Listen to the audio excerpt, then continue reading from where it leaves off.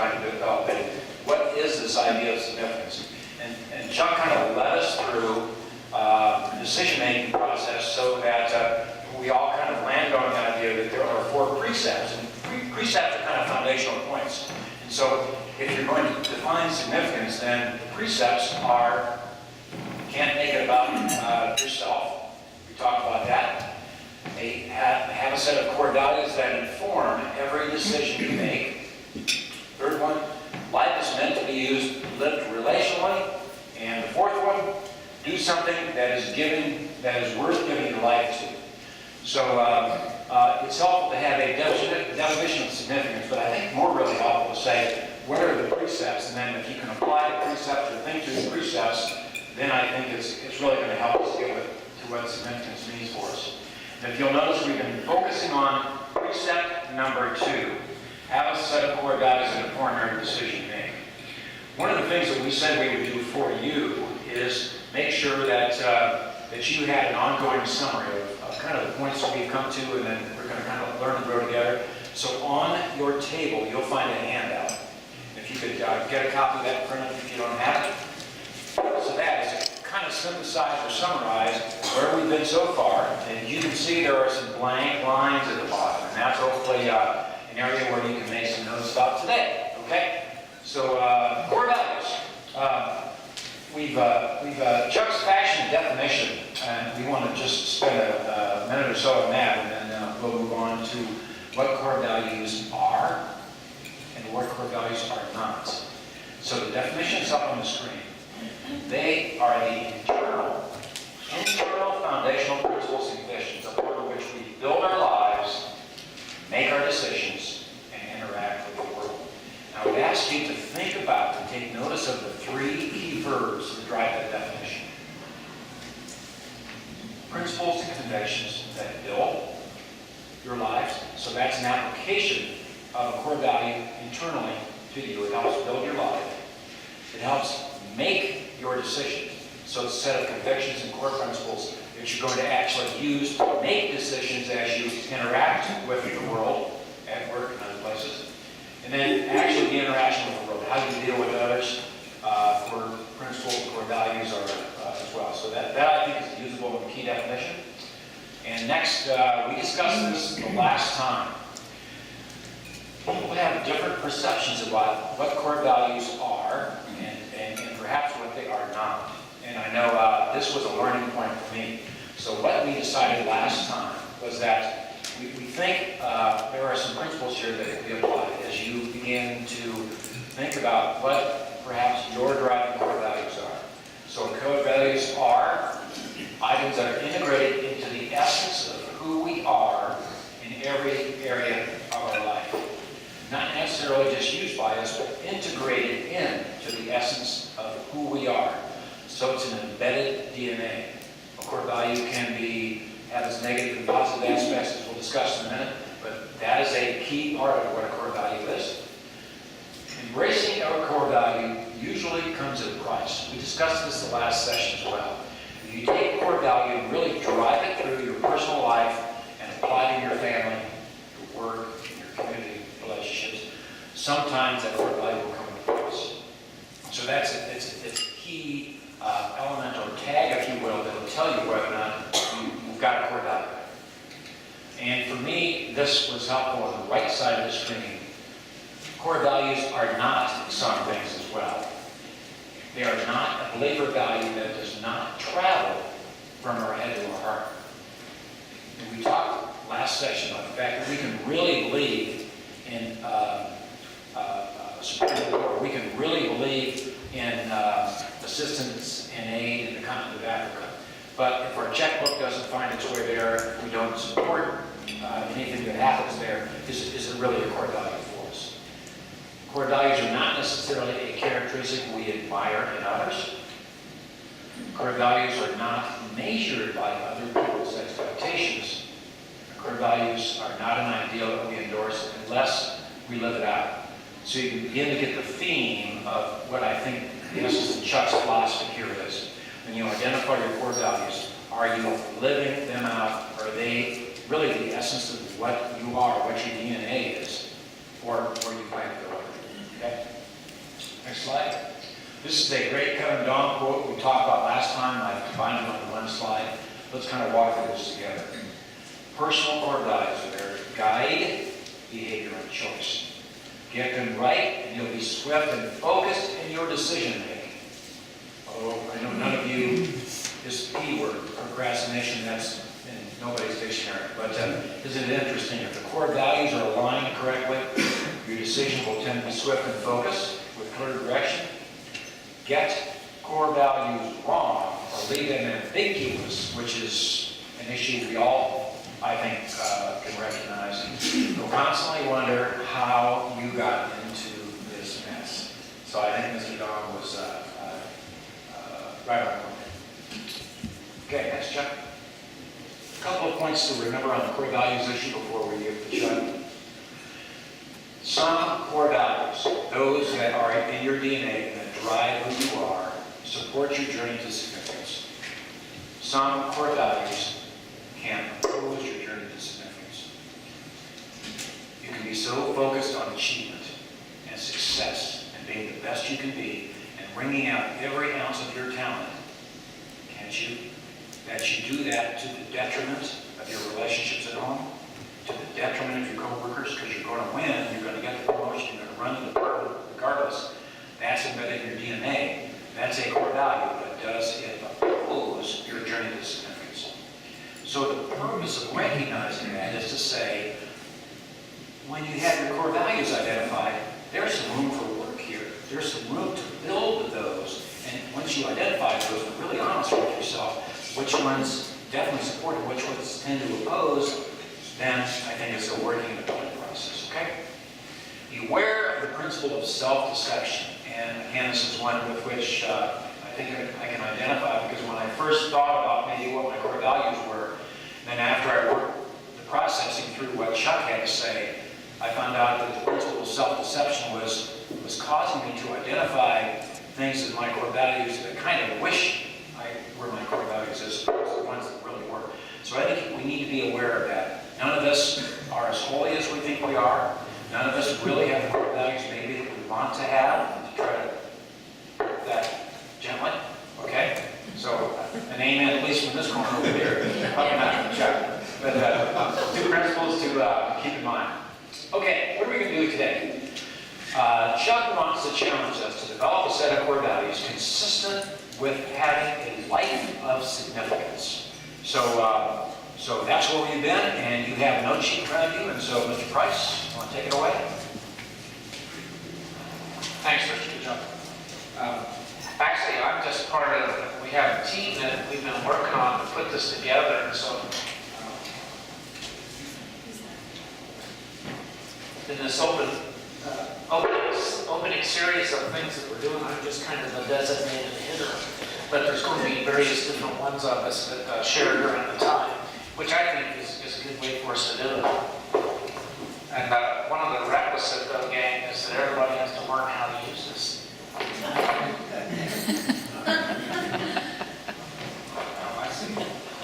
I see what you did. I got it. I just haven't been in court enough. Crazy. I want to stay out. That's what you want to do. Yeah. Okay, today what we're going to talk about just a little bit is this whole issue of, okay, how do we really develop core values? But it was interesting just to even hear some of our discussion the last time we were together, and, for some of us, we never quite, just are steaming through life and working through things, and maybe we never really taken the time to do any kind of look, see, and say, hey, open it up a little bit, and what do I really value? What really drives me? What's my core? And so I know that we left with some questions, and people went back, and Katie, I don't know, would you mind just being vulnerable enough to say, hey, I was working through that? Sure, I would. I've thought on this a couple of times since we met the last time, and when I was thinking about what I spend my time thinking about during my private time, I really think about things, what didn't I accomplish today, my unworthiness, and I could have done this better, and I could have gotten more done today, instead of thinking about what I did get accomplished today, the good things that I do. And so that was an eye-opener really for me when I thought about it, just how much time I do think about more instead of quality, I think quantity. Yeah, it's a good way.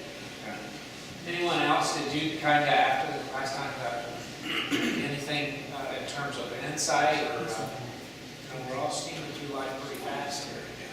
I think Phil had, thinking about this core values, Phil had, he barely made it up the steps last night. God really protected you. He looked so pale. There it was, a few days later, he was down in Dayton getting open heart surgery. So we're glad you're here with us for sure. Anybody, I mean, as you thinking about that in terms of core values and I think one thing I can say about the experience is that when you're all of a sudden relying on everybody to do everything, you sometimes realize that you're not the important person. yeah. Isn't that true? I really like helping other people. I'm not sure I like when people are, that I'm happen to be on the receiving end of it, because it's a humbling experience.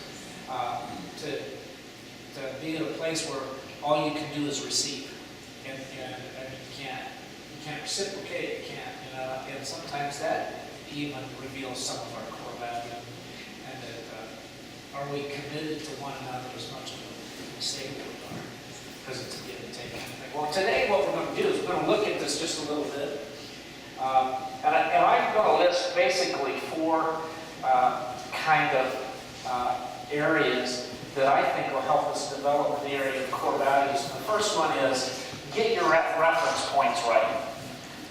Get your reference points right. If you want to grow and develop in the whole area of core values, you've got to have a starting point, or a point of reference, if you will, to how do you do that. And to do that, I listed basically what I would call 3 clarifying questions that will help us get our reference point right. It seems like no matter where I move here, I'm trying not to get behind that speaker and squawking, so I'll just move around enough that you can see it. It's all right. But really, the first one is, what is going to be my true north? Even in getting, all of us know that in direction, we've got to have a reference point when we're going somewhere. And in life, isn't that true? And what is that foundational principle that I always go back to when life gets confusing? What was my basic life commitment to? And that'll give us a reference point. The second clarifying question is, what do I want to give my life to? What do I want to give my life to? And it's easy to kind of pass over this question too quick. Everyone gives their life to something. Let's don't kid ourselves. We do give our life to something. And a lot of people give their life just to goofing off. I know about some people give their life really to self-indulgence. And at the end of the day, that's not going to be fulfilling. And so all of us have things that we give our life to, and I think we have to ask that provocative question. And then the third question is, what will be the standard with which I measure significance? If I want to move towards significance, I need to have a standard with which to measure. Am I getting there? Does that make sense? And those 3 questions will help us as much as any to begin to work through the issues of what my core values are. And I would suggest that there is a God in the universe, and I'm not it. And I think that is one of the first issues that we have to resolve if we're going to have our North Star. Because I don't think that our North Star is a what, I think it's a who. And the who is God, and how to have a personal relationship with Him that's meaningful. And I resolved that issue when I was in college, way back when I still remember it, which is a good thing.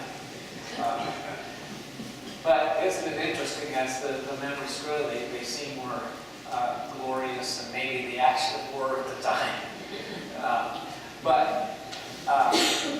I can remember very, very clear midway through my freshman year in college when I tried to go the route of all the hell race and stuff and to find significance. And I began to get pretty bitter and frustrated. I said, there's got to be more life than what I'm experiencing. I got to get this nailed down. And I had grown up in a Christian background and had made a commitment, a personal faith. But I kind of zoned out on all the phonies and the hypocrites. And that's kind of where I dropped out because just there seemed to be a lot. And then I came to a stark reality as midway through my freshman year in college that I wasn't dealing with the number one hypocrite.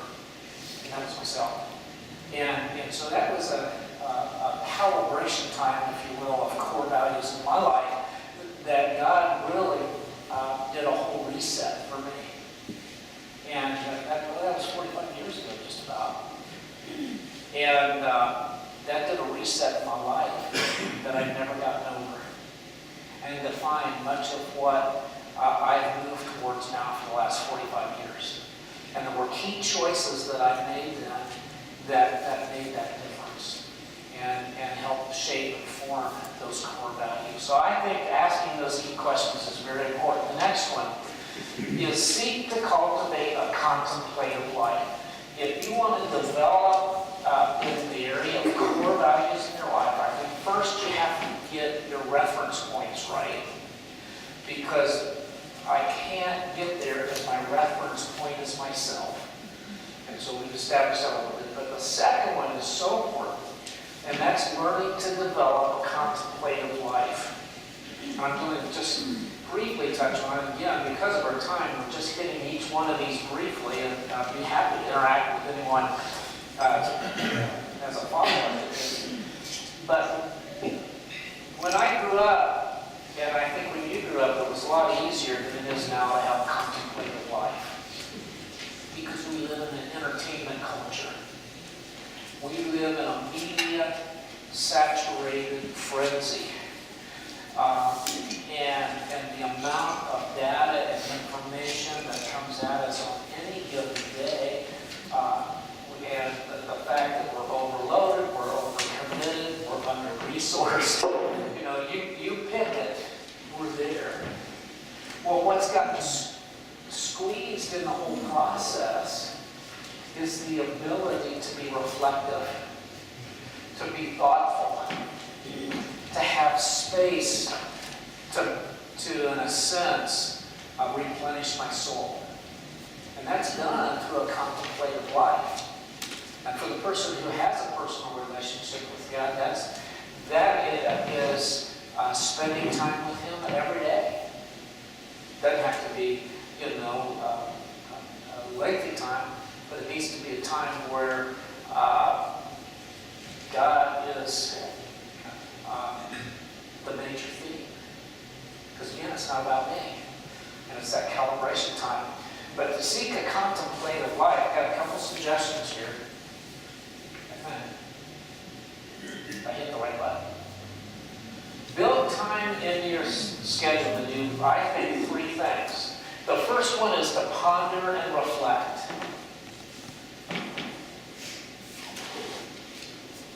It's easy that we just get so caught up. We talked about this a month or so ago. Is that we get so caught up in all the stuff that we've got going on that we're more of a human doer than we are a human being. We just do all the time. And so, but aren't we more than the sum total of what we're doing?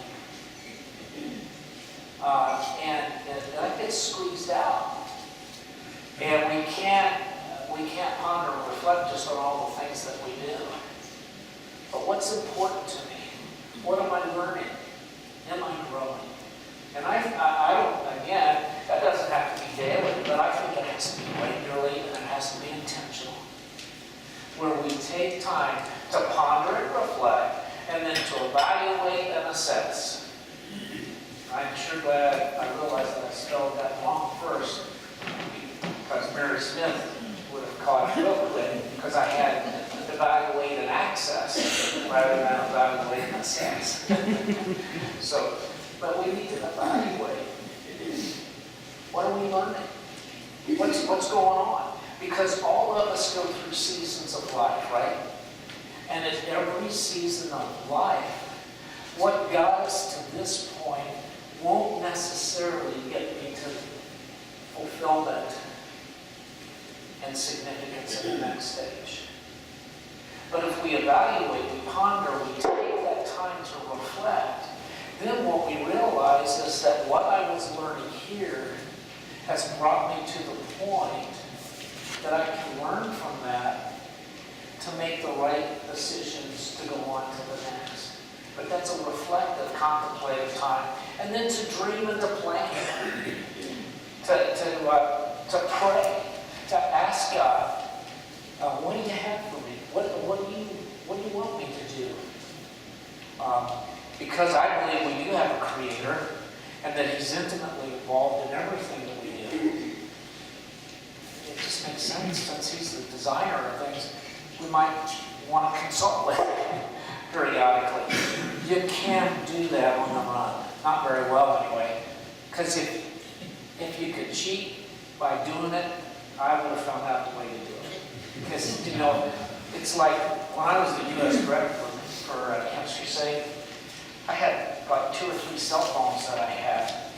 You know, and they were all going at the same time. The guys would hand me, you know. And on any given day, you work 12, 14 hours a day from appointment to appointment. You know, I had 6,000 staff in the U.S., 68 ministries. You know what that's like. Y'all are busy with various different demands.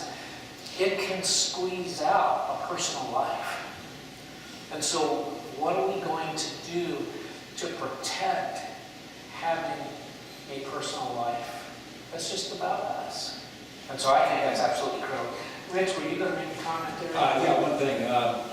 Anybody heard of the philosopher Plato? 463 BC, so about 2,500 years of knowledge. He was not a monotheistic believer. That was not an issue. It was the multi-God society. But he told us that the unexamined life is not worth living.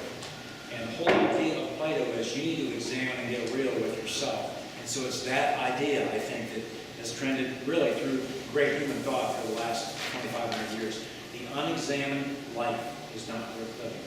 It is worth it to have a contemplative life, something that we don't take time to do. Yeah. So in order to develop core values, first have the right reference point. Second, learn to cultivate a contemplative life. Thirdly, hang out with the right kind of people. Hang out with the right kind of people.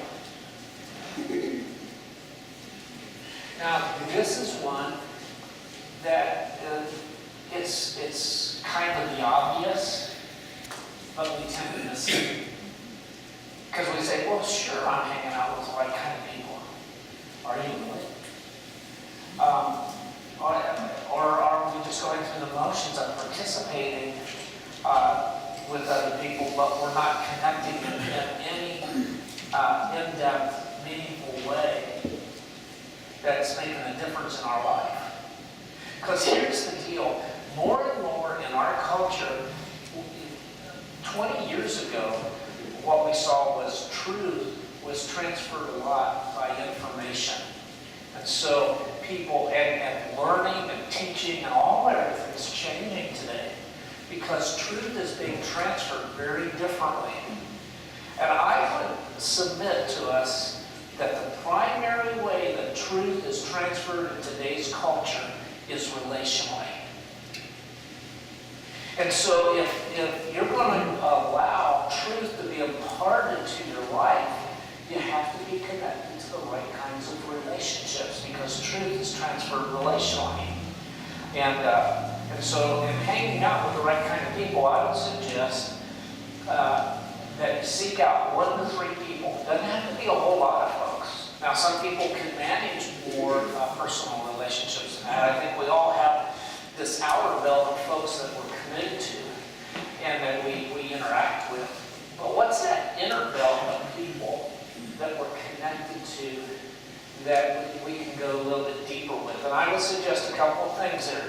Number 1, seek out the people who have to some degree answer the clarifying questions that I mentioned at point 1 about getting the right reference point.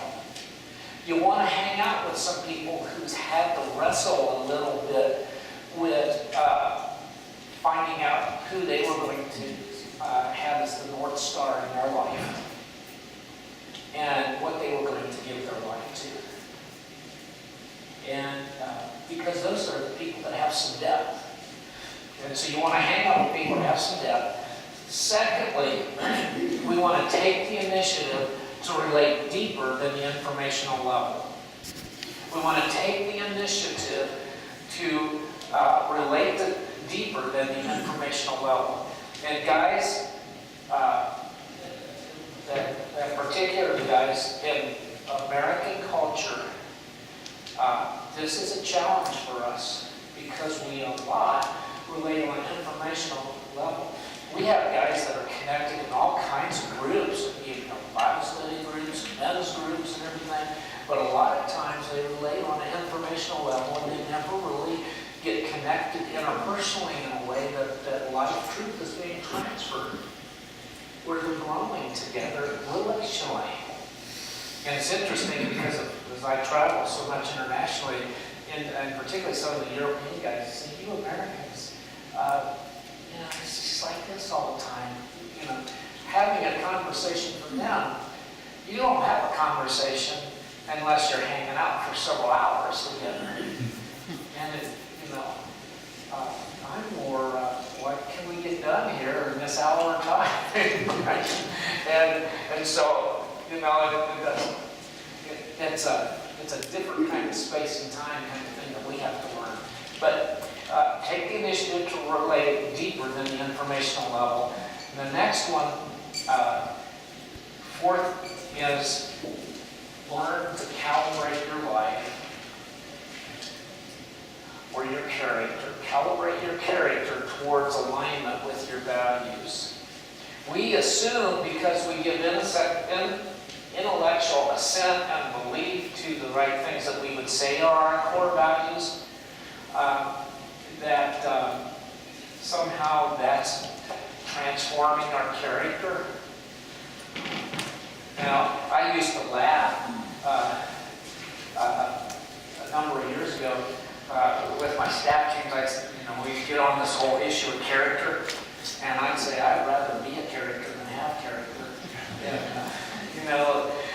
And so in a sense, I'd use that as kind of an excuse over some things that were learning in my life that just needed to change. And I had one consultant that worked with me when I was leading a lot of different things, and so I was trying to learn how to be more effective. And he made this comment to me, and I hope you have people that speak truth in your life. And if you don't go like I did, I had a lot of the people that I was close to, they had a vested interest in being nice to me. And this guy I was paying, so I had a vested interest in listening to what he said. And he spoke truth, and he said, you know what? You can be a world-class leader if you'd stop going off on people all the time. And I was like, wow, that's a fine idea. I've always, I'm more, on the, I kind of, at that point in my leadership style, as far as the truth, grace, and time continuum that Dr. Henry Cloud talks about, I was on the truth side. When it's right, it's right. When it needs to be changed, it needs to be changed. Now, if there's something wrong in your life, you need to deal with it. Well, the problem is I left a trail of broken relationships because I was hammering people with the truth. And that wasn't corresponding to what I thought my core values were. And so I had to get to that point where I began a painful process of beginning to recalibrate my character in line with what I wanted my core values to be. And that can be a painful process because you go through that process of self-realization. And that's what I'm talking about here. Seek to develop a healthy self-awareness of your actions and behaviors and how they reflect some things about you. Because a lot of times what we do is we make excuses. I make excuses. And look, I grew up in a scrappy family and we could go head to head and knock each other out because at the end of the day we're going to kiss and hug and make up. But that's not how a lot of the other people in the world live. And so I had to learn a whole new set of actions and behaviors that reflected what I wanted my core value to be. And that wasn't an easy change process, and I'm still probably going through that. And second, choose to be open for opportunities to grow. Because I believe that if you want to be a person that's rightly connected to God, God will work in your life, and He'll engineer to put you in positions where you need to grow. And, I'm for change and I'm for growth, as long as I can control it. What's the problem with that? It doesn't work out that way. And so, everybody says they're open to each other about something in their life, right? And so, to be open and to allow that whole process to take place in our life is very important. And Rich and I had an interesting discussion, and we're going to move to our interaction question here in just a minute. But Bruce and I had an interesting discussion, and I just wanted to ask you, Rich, about this. Because Rich and I, we've known one another almost 10 years. Rich, when I met him, was just on the new part of his spiritual journey. And things were really beginning to come together in his life in an exciting kind of way. And in the 9 years that Rich and I have kind of hung out together and really impacted one another's life, I've seen Rich grow in his character because I've seen him grow in his core values. And I asked him the other day, I said, Rich, in the 9 years that you've been walking with the Lord, your core values has done some change. And your comment was? Well, that's, can you hear me okay? Yeah. That's absolutely right. When I started my journey, most of you kind of know that story, and I'll share it at another point in time, but my ego was way, and that's been 12 years now since I started my journey, and it took me a long time to understand that I knew there was God out there, but, on those days I thought it was it, to pick up Chuck's point. And so it really was a process of almost a decade for me to come to that realization. But the more I went along that journey, the more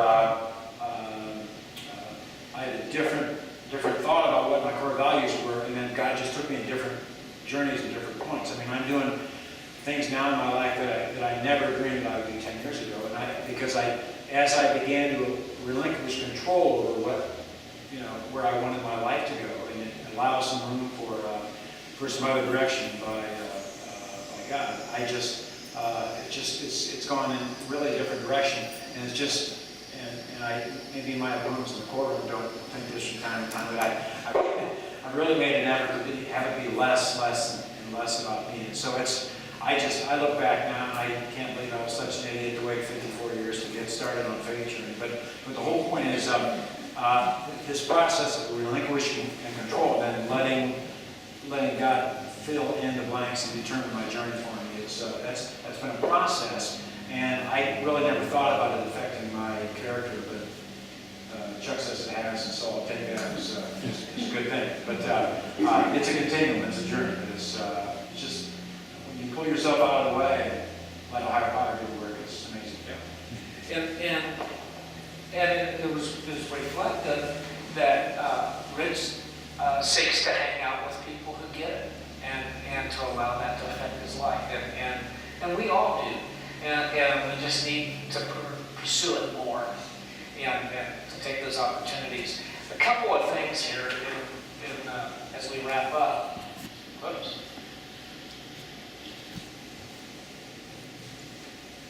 I'll get there.